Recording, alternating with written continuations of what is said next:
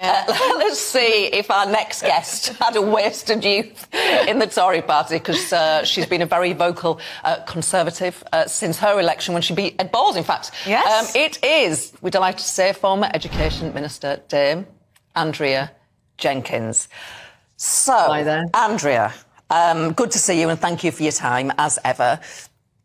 You've been a bit of a thorn in the sides of your leader, Rishi Sunak.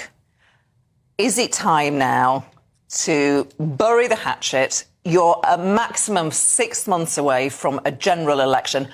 Does every Tory MP just have to get behind Rishi and do what you can? You haven't had a terrible night. Look, I wrote an article for a national newspaper today. I don't think that MPs are going to follow suit and put letters in like Clark and I did. So I've said we need a major cabinet reshuffle where we bring together all factions of the party. I'd like to see Boris brought back so he has a lead role in the election campaign and even goes for a seat in the next election.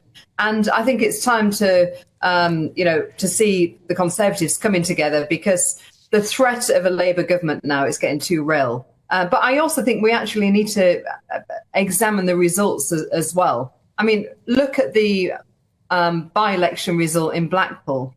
Look at the turnout; it was pretty shocking. And I was also saying about looking at the by-election results. Oh yes, that's right. We lost 13,000 voters who stayed at home. Labour lost 2,000. They lost 2,000 votes, and Reform only gained 1,000. So they are not becoming the second party, Reform. We're seeing that the vote split, but what we're actually seeing massively is that people are full stop across the board are fed up of politicians. There's so much apathy. So I think we need true common sense conservatism and re-engage the electorate again. I think Rishi's got to be radical now and bring across Rishi Sunak, that's probably wishful thinking from on your part. I mean, Rishi Sunak, he doesn't scream radical, does he? He doesn't scream radical. No.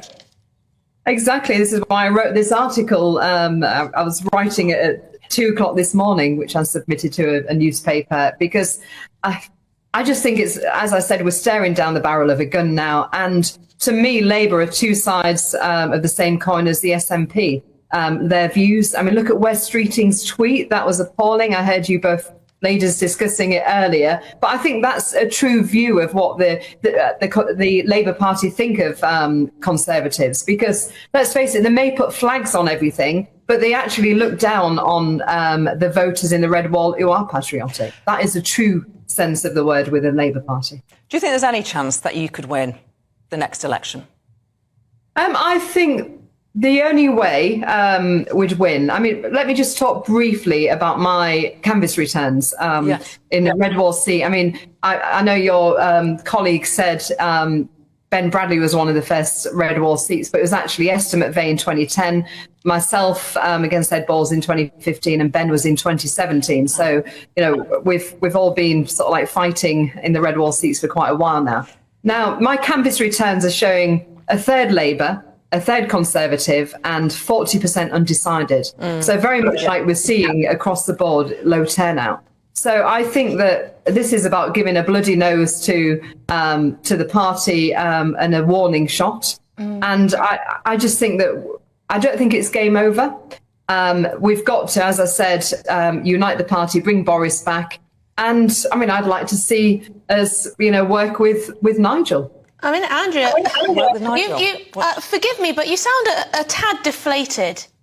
Not perhaps your usual self. I think we spoke a little while ago when you were saying Rishi Sunak needs to go. We need to shake things up massively. Now you're sort of, tempering yourself. No, have you given up really?